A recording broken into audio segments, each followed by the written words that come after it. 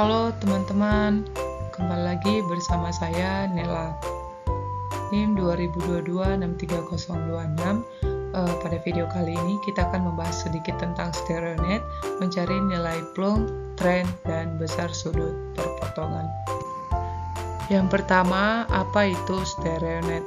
Stereonet adalah proyektor berbentuk lingkaran yang dimana berbagai jenis data geologi dapat diplot di dalamnya.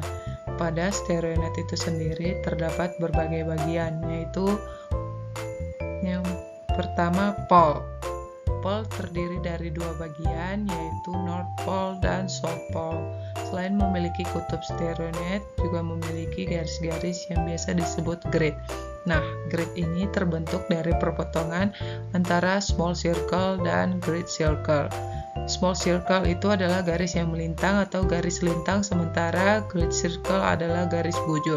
Selain memiliki small circle dan great circle, stereonet juga memiliki garis ekuator. Garis ekuator adalah garis yang melintang dari east hingga west. Selain memiliki garis ekuator, stereonet ini juga memiliki primitive circle.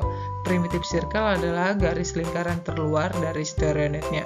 Selain bagian-bagian pada stereonet, juga cukup penting bagi kita untuk memahami besar derajat garis-garis di stereonet.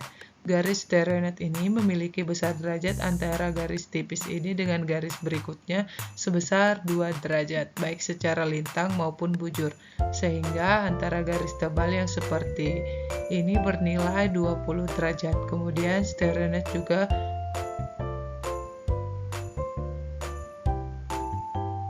pada bagian primitive circle-nya memiliki besar sudut sebesar 360 derajat, di mana 0 derajat dimulai dari sumbu utara.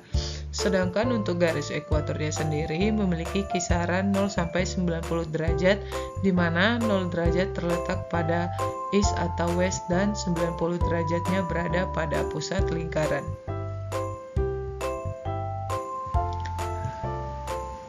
Struktur garis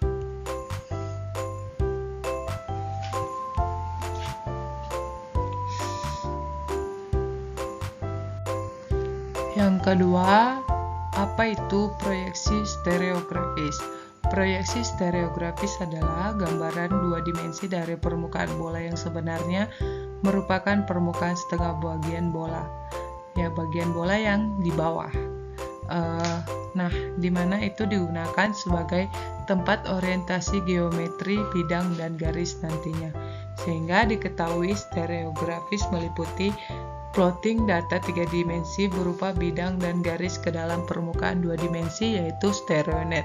Kemudian, proyeksi stereografis ini akan memberikan informasi yang berkaitan dengan geometri, biasanya berupa besaran, arah, dan sudut, ketika kita menganalisa geometri struktur geologi. Selain itu, proyeksi stereografis itu sendiri juga memiliki banyak macam. Namun, di sini saya hanya menjelaskan dua jenis, yaitu yang pertama WorldNet. WorldNet biasa juga disebut dengan equal angle projection. Proyeksi equal angle ini pada dasarnya dia memproyeksikan titik-titik pada permukaan bola ke bidang proyeksi pada suatu titik, yaitu zenith. Melalui gambar ini bisa kita lihat bahwa zenith ini terletak pada garis sumbu vertikal melalui pusat bola dan terletak di puncak dari bola. Kemudian selain dari WorldNet, kita juga memiliki SmartNet. SmartNet juga disebut sebagai Equal Area Projection. SmartNet ini memproyeksikan titik-titik pada permukaan bola ke bidang proyeksi dengan jarak dan perbandingan yang sama. Struktur bidang merupakan struktur batuan di mana membentuk geometri berupa bidang. Dalam struktur bidang terdapat beberapa istilah. Istilah tersebut akan saya jelaskan dalam gambar ini. Yang pertama adalah strike atau jurus. Strike atau jurus adalah garis horizontal yang dimana garis itu terbentuk dari perpotongan bidang yang miring bersangkutan dengan bidang bantu horizontal. ABOX ini adalah bidang bantu horizontal, sedangkan ABCD ini adalah bidang miring yang bersangkutan. Dan sebagaimana yang kita ketahui, perpotongan dua bidang akan membentuk garis. Oleh karena itu, perpotongan dari dua bidang ini akan membentuk sebuah strike atau jurus. Dan untuk mengetahui besar nilai strike-nya, itu kita bandingkan dengan arah utara. Jadi seberapa bedanya dengan arah utara, itulah nilai strike bidang ini. Kemudian selain strike juga terdapat dip atau kemiringan. Dip adalah besar suatu kemiringan yang dibentuk oleh bidang miring yang bersangkutan terhadap bidang bantu horizontal. Jadi pada gambar ini yang miring nih atau menunjam ke arah bawah, kedua bidang ini posisinya itu kan horizontal. Nah, di antara dua bidang itu terdapat sudut. Sudut inilah yang disebut sebagai sudut dip. Dan juga perlu diketahui sudut ini memiliki karakteristik lain, yaitu dia tegak lurus terhadap strike. Nah, strike-nya yang ke arah sini dan dip-nya ke arah bawah sini, dia tegak lurus. Strike ini memiliki tegak lurus dip. Dip ini kita proyeksikan ke bidang horizontal. Nah, itulah yang akan disebut sebagai dip direction. Dan yang selanjutnya adalah struktur garis. Struktur garis adalah struktur batuan yang memiliki geometri garis, antara lain gores, garis, sumbu, lipatan, dan perpotongan dua bidang. Sama seperti struktur bidang, struktur garis juga memiliki beberapa istilah yang terutama di sini tren dan plong. Tren dan plong itu sebenarnya memiliki definisi yang sama dengan strike dan dip. Tepatnya tren itu sama dengan strike dan plong itu sama dengan dip. Hanya saja perbedaannya kalau strike dan dip itu menunjukkan orientasi suatu bidang, sedangkan tren dan plong itu hanya menunjukkan orientasi dari garis. Garis AL, sudut AL merupakan struktur garis, sedangkan AK ini adalah strike dan strike-nya dan dip-nya itu adalah sudut beta. Tadi kan AK itu kan dia strike. Kemudian sudut betanya itu merupakan dipnya, begitu. Kemudian ada juga istilah pitch. Pitch ini merupakan besar sudut antara struktur garis dengan garis batu horizontal yang diukur pada bidang dan umumnya membentuk sudut lancip. Jadi yang mana sih pitch itu? Jadi di struktur garisnya kan ini struktur garisnya AL. Kemudian saya misalkan garis bantu nih, misalnya AB. Nah, antara AB dan AL ini membentuk sudut yang namanya gamma. Nah, sudut inilah yang disebut sebagai pitch.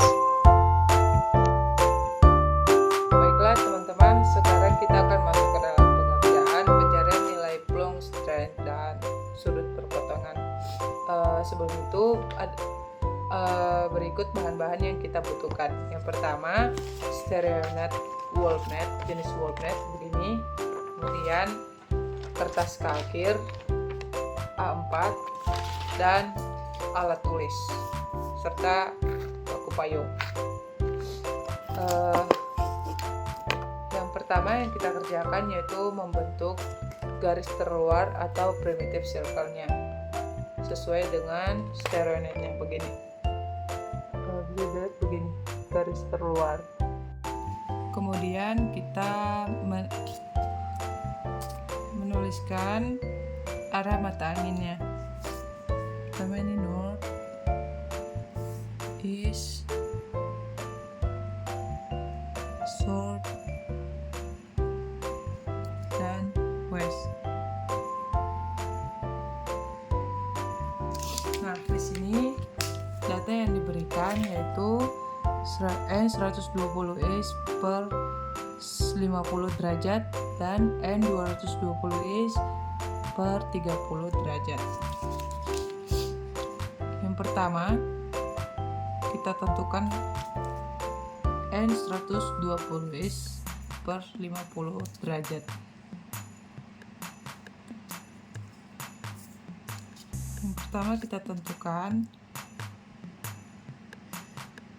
titik pusatnya menggunakan paku payung yang telah kita sediakan tadi.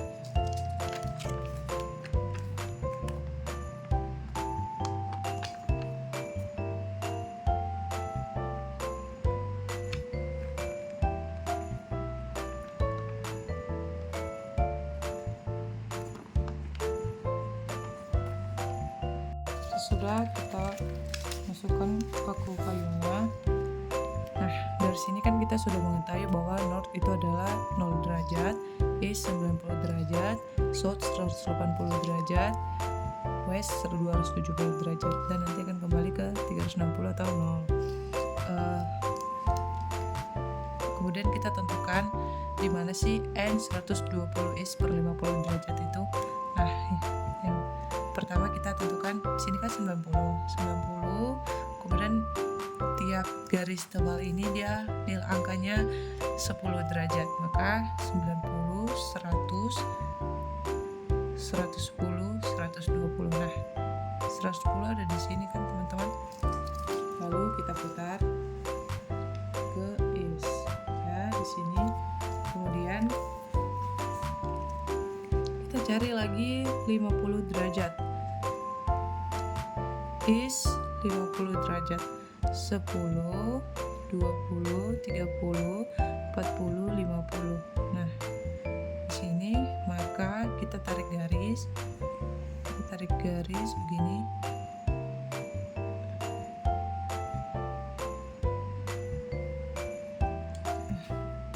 Lurus teman-teman. Maaf. Oke.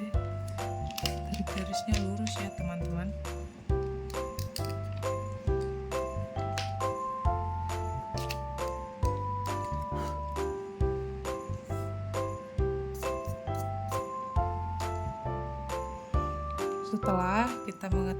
Setelah kita menarik garis, kemudian kita tambahkan 90 derajat. Tadi 50 ditanda begini, kemudian 10, 20, 30, 40, 50, 60, 70, 80, 90. Nah, kita berikan tanda di sini. Kemudian setelah kita mengetahui titik di mana nilai yang pertama itu, kemudian kita mencari lagi nilai titik kedua itu di mana. Nah, di sini kan kita sudah mengetahui 180, berarti kita tinggal tambahkan saja seperti tadi, 180, 190, 200, 210, 220. Nah, di sini terus di sini kita putar lagi dia ke arah S. Begini. Putar terus sampai dapat di titik S yang ini. Sudah dapat, maka kita tarik lagi dipnya sebesar 30 derajat. Nah, ini kan tadi saya bilang nilainya per garis itu, per garis yang tebal itu 10 derajat, maka kita tarik 10, 20, 30. Nah, tinggal ditandai saja begini. Kemudian tarik garis.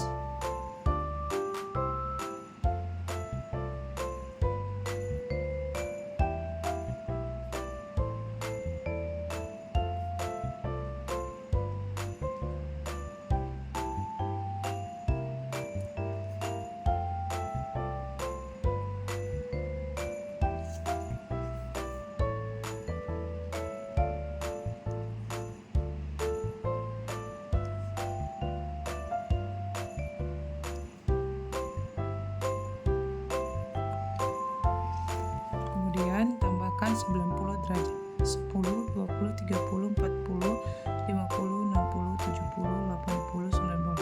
Berikan tanda lagi. Nah, kemudian kita kembalikan lagi ke tempat semula, posisi yang semula. Sudah.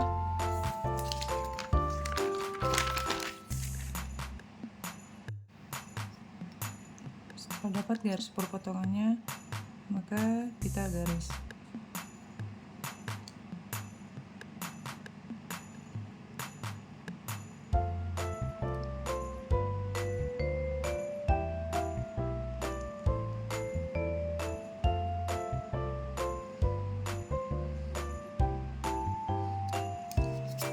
Kemudian dari yang tadi kita plot pertama kali,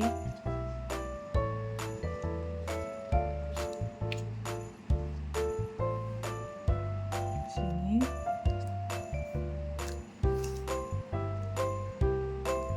kita berikan tanda.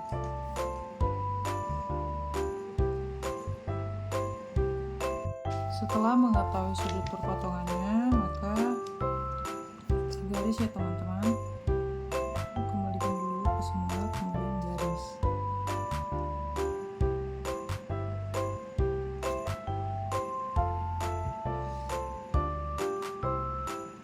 Kemudian berikan tanda. Nah, dari sini kita kembalikan lagi ke tadi yang pertama kali, yang kedua kali kita plot. Ini kan kita berikan tanda seperti ini. Kemudian yang tadi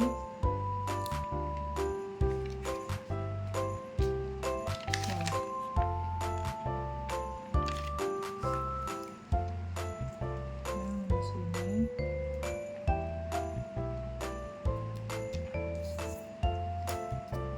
berikan tanda lagi X. Nah, kemudian kembalikan lagi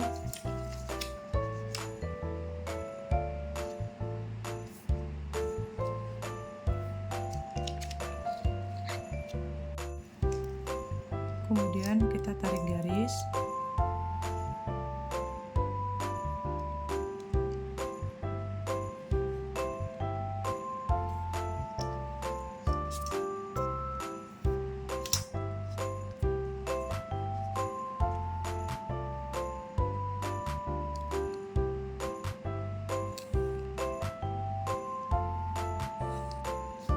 Bisa kita lihat dari garis perpotongan ini, dia punya train itu kan satu garis yang kecil di dalam ini nilainya 2. Nah, di sini ada 2 garis, 1, 2, maka nilainya train itu 184. Kemudian untuk mengetahui nilai plonge-nya, yaitu kita tarik garis ini yang tadi perpotongan ke W.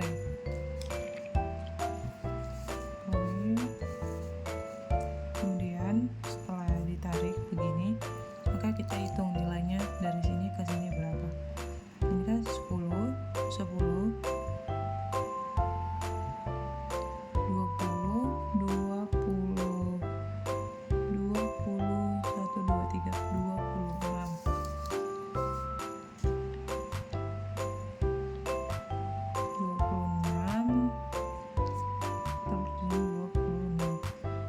Kemudian untuk mengetahui sudut perpotongannya itu kita hitung dari sini ke sini. Sudah dikembalikan